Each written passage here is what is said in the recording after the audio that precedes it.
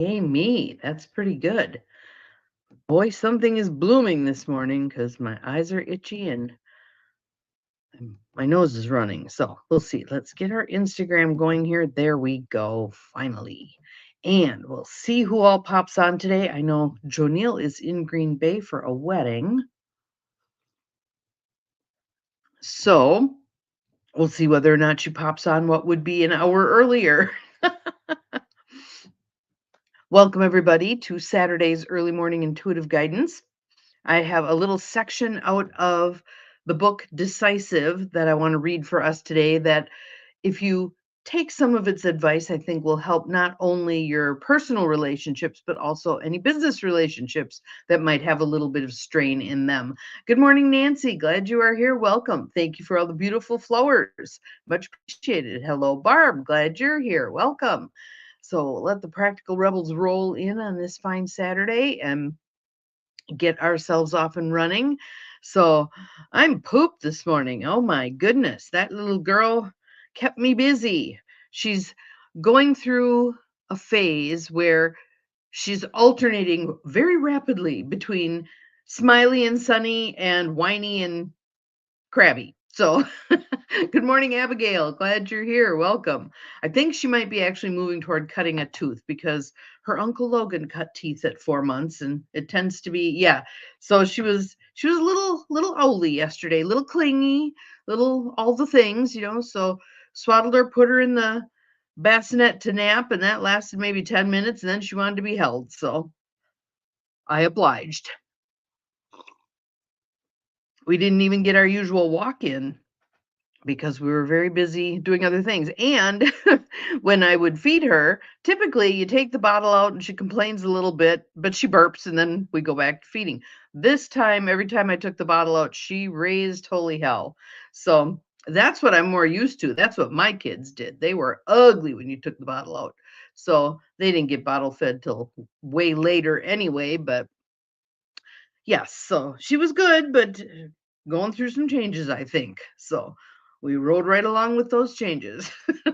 And traffic was insanity, absolute insanity. And people are still they put up the signs where it tells you what the speed limit is and what you're going. Because so many people have been in accidents and injured in these two construction zones on 41. Good morning, Joniel. I wondered if you'd pop in. Good morning, Gwen. Glad you're here. So yes, I'm looking at these things. It goes from 70 miles an hour to 60 miles an hour, and there were people doing 85, 85. And here are these poor workers. Yes, they're on the other side of concrete barriers, but we have seen that concrete barriers don't stop people from crashing right into them. So yeah, not so good. So I stayed in the right lane and did my thing. So let's start with some tapping and some breath. Nice deep breath in through the nose, out through the mouth. Let your shoulders drop. Oh boy, I can feel that. I said she's my new workout. So I do 2 days a week of yoga and 1 day of Scarlet, which I'm going to have some guns, man. Look out. Good morning, Carolyn. Glad you're here. Thank you for all the pretty hearts. Breathe in through the nose, out through the mouth, in through the nose, out through the mouth. Good morning, Diane. Glad you're here. Welcome, welcome. This is a really good part of the book. I'm very excited to share this with you today. So it is, am I upside down? No, I'm right side up. Decisive by Chip Heath and Dan Heath. And you can't see Dan's last name because my thrift book sticker is in there. Oh my goodness, that's bad. Well, we had one the other day where was a young lady, 16, did not have a driver's license, was speeding with I think there were 6 other kids in the car, including one in the trunk, and she lost control. Killed the passenger, the front seat passenger, but I can't imagine being that kid in the trunk who got flung all over hell and gone. And then the other weird one was there was a industrial strength wrecker towing a dump truck that had a load, and as they came off the exit ramp, lost control and the dump truck flipped and slid and took out some guy in a minivan that was waiting at the stoplight. So my only thought was, I hope he didn't see it coming. I hope he did not see it coming. Yeah, just nuts lately, just nuts. So here's my admonition to all of us. Let's rub our hands together. Let's send good energy to everybody who's been impacted, and let's all slow down. Really, there's nothing we have to rush that fast for. It will wait for us. It will wait for us. And if it doesn't wait for us, it probably wasn't meant for us in the first place, right? Slowing everything down, taking our time. Yes, people are going to whip around us like we're in their way, flip us off, beep the horn, all the stuff. Hold your hands up, bless them on the way. Hold them below the level of the window so they don't think you're holding a gun, but bless them on their way. Must suck to be them. My little brother had a t-shirt that said that. It must suck to be you. I thought that was a little cheeky, but he's cheeky. So there you are. So if any of you have the book, because I know after I started raving about how awesome this book Decisive was, some of you went and got it. If you have the book, what we're going to read is on page 107. 107. And this is the part about where we're reality testing our assumptions. We're very good at making assumptions. Assumptions in the past were at times helpful. Oh, there's a saber-toothed tiger. I better make myself scarce. Beneficial. We don't have saber-toothed tigers anymore. Okay? So we need to modify this assumption plan that we have going here and bring things online to a conscious state of being. What am I assuming about this person and this interaction? So let's talk a little bit about that. So they write, when we want something to be true, we gather information that supports our desire. Have you ever heard people talking about that? Well, blah, blah, blah, right? And the other person is put in the position often of feeling like they need to agree and go along with you. We seek out the particular friends that we know. Let's say I want to do something that's a little bit avant-garde. I will pick out my avant-garde friends to ask their opinion. I'm stacking the deck in my own favor, right? Is that always helpful? No. So let's learn a little more. This confirmation bias doesn't just affect what information people go looking for, it even affects what they notice in the first place. Perspectacles. If I tell you, pay attention to green cars, you're going to see green cars everywhere. If I've never said that to you, you're not going to notice them. You're not going to notice them. Except for Diane, who there's a particular forerunner that's this odd shade of green that every time she sees it, it's like, there it is. So think of a couple in a troubled marriage. Think of a marriage. Might be your own, might be someone else's. Think of a couple in a troubled marriage. If one partner has labeled the other person's shortcoming, what category, what box are we putting them in? For instance, being selfish, then that label can become self-reinforcing. The selfish acts become easier to spot, while the generous acts go unnoticed. Perspectacles. They're geared to a certain lens, and that's what we see. In a situation like this, the therapist, Aaron T. Beck, the founder of cognitive behavioral therapy, advises that couples consciously fight the tendency to notice only what's wrong. To avoid that trap, he advises couples to keep marriage diaries. So there's one tool we're being offered today, marriage diaries, chronicling the things their mates do that please them. Write it down, pay attention, make it tangible, okay? In his book, Love is Never Enough, he describes a couple, Karen and Ted, who kept such a diary. One week, Karen noted several things that she appreciated about Ted. He sympathized with me about some bad behavior by one of my clients. He pitched in to help clean up the house. He kept me company while I was doing laundry. He suggested we go for a walk, which I enjoyed. Beck said, although Ted had done similar things for Karen in the past, They had been erased from her memory because of her negative view of Ted. The same effect held true for Ted's memory of the nice things Karen had done. So start paying attention, start looking for the good stuff, and you're going to find some. Beck cites a research study by Mark Kane Goldstein, who found that 70% of couples who kept this kind of marriage diary reported an improvement in their relationship. All that was changed was their awareness of what was going on, Beck wrote.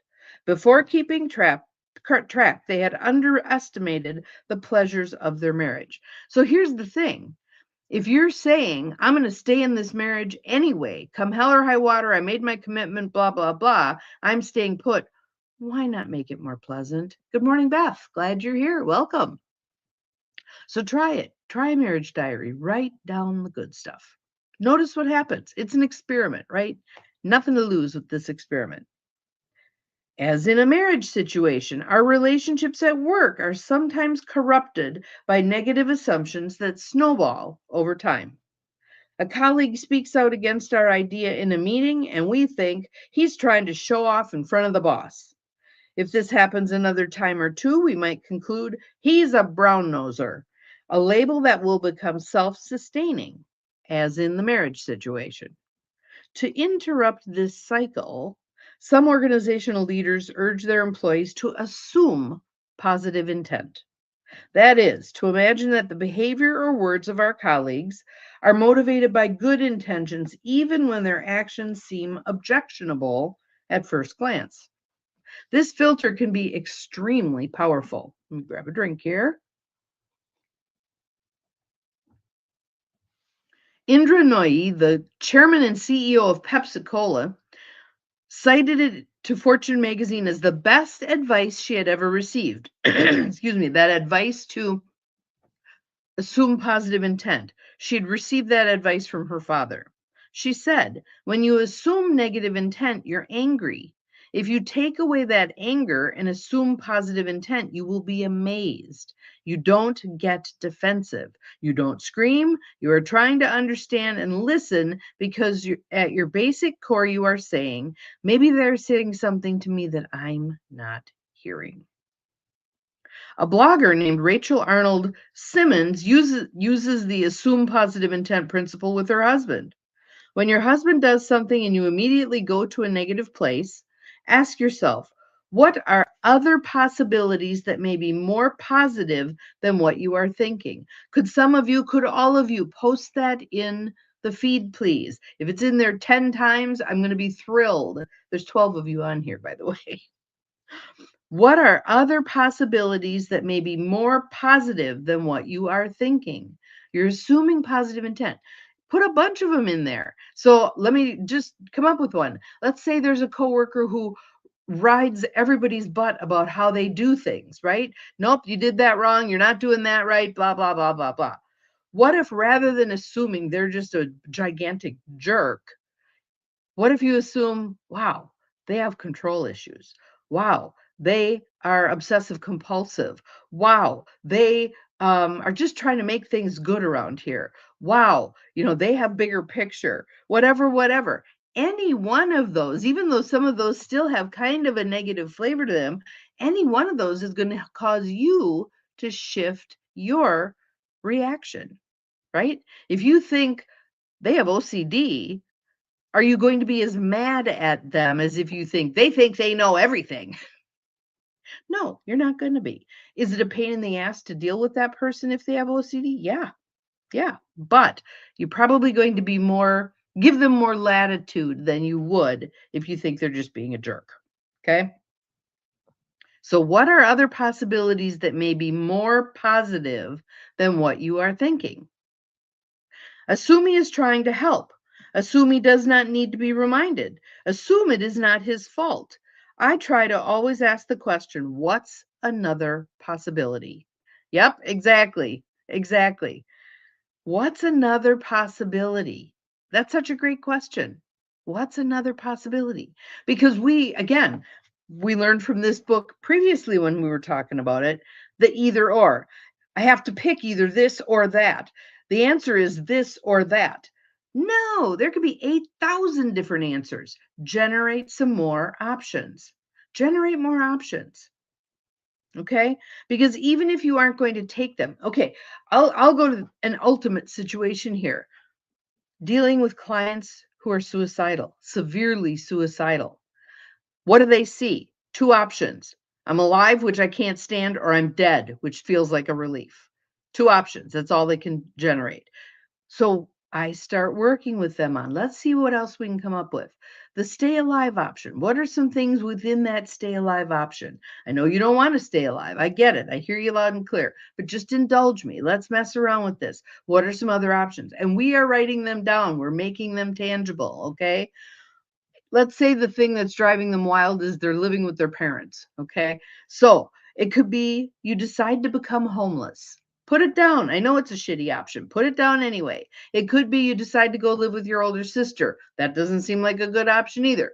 Let's put it down anyway. We're going to consider all the options. Blah, blah, blah.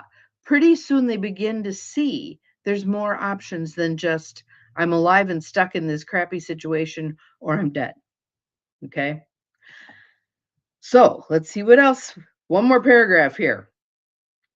Pittsburgh Area Industrial Scientific had to give its employees a crash course in assuming positive intent when it added a French subsidiary to its existing operations in the United States and China. So we've got three very different cultures: France, US, China. The cultural differences played themselves out in many subtle ways. For example, French employees were very chatty in emails, while the Chinese were direct. Here's my point. Each saw the other's emails as a little disrespectful. Chairman Kent McElhatton, boy, that's a great name, Irish, I would guess, McElhatton, said in an interview that his employees needed to be reminded about their colleagues, that they are interested in the same things you are. Assume that. How we go. Thank you, Nancy. I appreciate that very much. How we assume, I love there's an old All in the Family episode where Edith is telling Archie a story about what happened at the grocery store. And she's a convoluted storyteller. I tend to be one of those, dragging in all the different points that might be relevant, blah blah, and people lose track of the whole story. Sometimes I lose track of the story. Nonetheless, just like this one. um Anyway, finally he says to her, Edith, you can't say those words cling peaches anymore. No more cling peaches. So then she goes on with her story. It's about the grocery cart getting away from her and the cart hitting a car and blah, blah, blah. It's this whole thing. And a can of cling peaches flying out and denting someone's car. Anyway, when she gets to the part where she needs to say the words cling peaches, she goes, Funny as hell. It was funny as hell. Anywho, back to the point here. What I would like us to try is some of these tools. Do your little list of these are the things that I'm seeing that this person is doing that I appreciate, that I value, that I can see that they're going out of their way to be positive to me. All right. And the assuming positive intent. What are some other answers here as to why they might be doing what they're doing? And assuming positive intent. Sometimes we can even ask that. Excuse me. Going back to taking the war out of our words, let's go back to taking the war out of our words, right? If we assume positive intent, we could ask a question related to that. Again, the whole secret sauce of that entire book is asking your questions as neutrally as possible. I'm wondering if you're doing this because you're wanting me to see a different way to do it. Blah, blah, blah. Ask a question as neutrally as possible and see what you get. If someone is constantly negative, aren't you just making excuses for them if you keep trying to make their actions acceptable? That is so tiring. Here's the thing, Carolyn. If you're choosing to stay in this marriage, right? how are you going to survive being there, right? So, and we're making assumptions, but it'd be interesting to ask also. So if that person, let's say you say, "Oh my, it's a beautiful day out," and that person says, "I bet it's going to rain." You could ask a question. I'm wondering if you're just trying to temper my enthusiasm so that I'm not disappointed if it does rain. And that person might fire back with, "No, I just think life is shitty." They could. But take a look at your own motivation there. Are you planning on staying? Are you staying for reasons? What are your reasons for staying? If you're going to stay, why not make it as positive as you can? Because if you just focus on the negative stuff, what are you doing? You're making your own life miserable. You're making your own life miserable.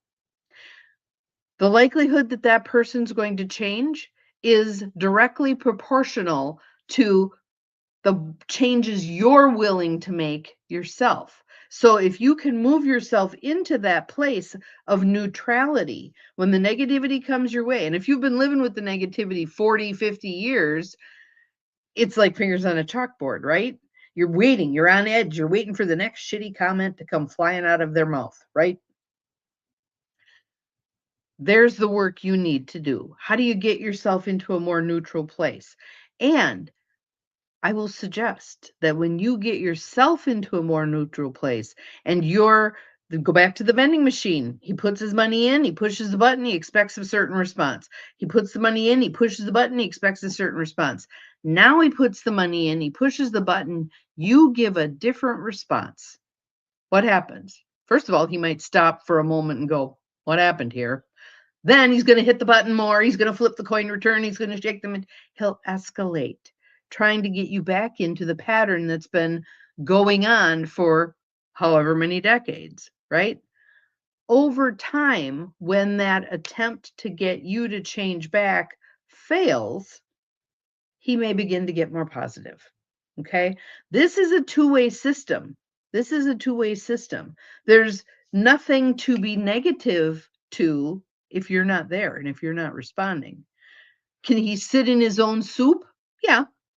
But the point is, what you have to manage is you. And the greatest influence you can have on those interactions is within you.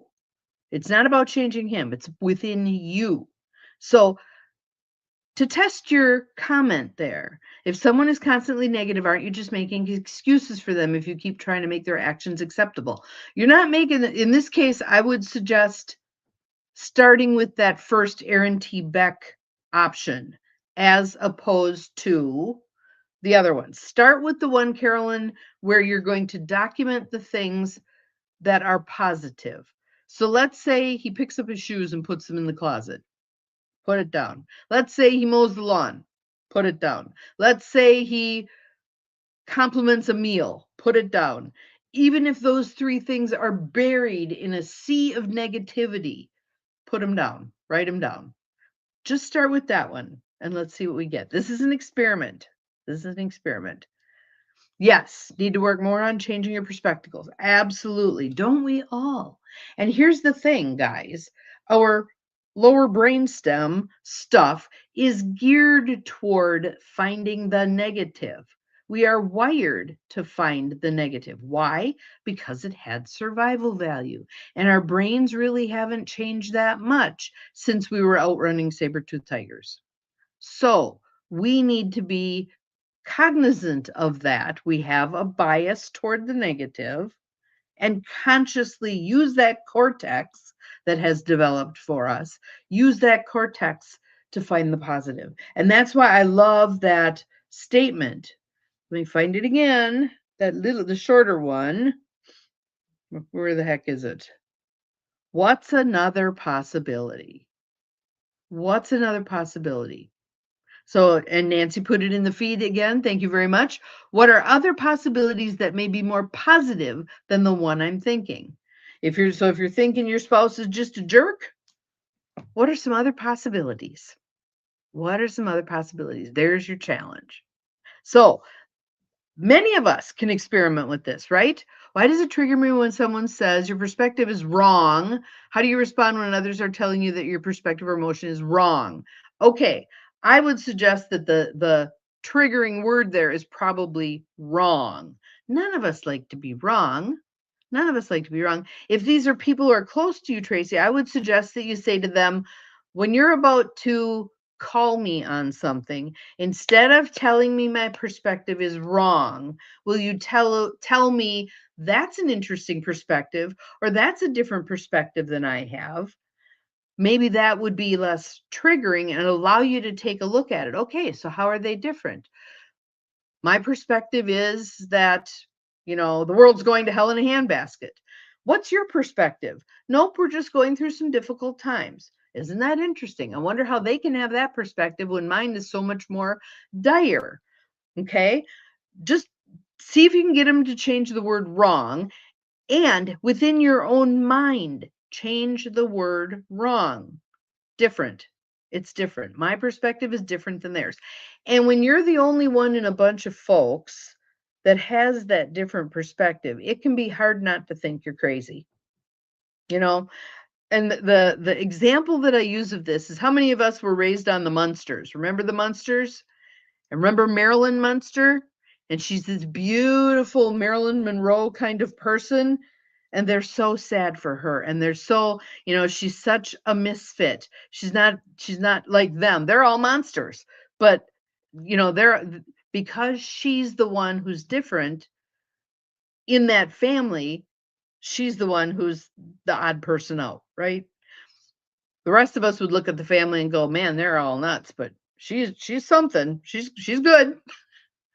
Practice with it. Practice with it. And again, when this stuff has been in force for decades, be kind to yourself as you're practicing making changes. It's so easy to get our buttons pushed, and it takes a while for us to dismantle that button such that it cannot be pushed anymore. But it's so worthwhile. So worthwhile. So take the time and practice this. Yes, exactly. We do tend to get defensive when someone tells us how to feel, especially if there is something maybe a little bit amiss. We're reviewing through our perspectives that maybe could use some adjusting. Again, that's our purview. We get to decide when we're going to change our viewpoint. So, this is a lot of good stuff. I hope it gave you some grist for your mill, things to think about. If you have any more yeah buts, what ifs, put them in the feed. I'll answer them when I come back through again and say hello to everybody. Have an awesome Saturday. We'll see you again tomorrow. Remember, you're capable of far more than you think you are. Bye-bye.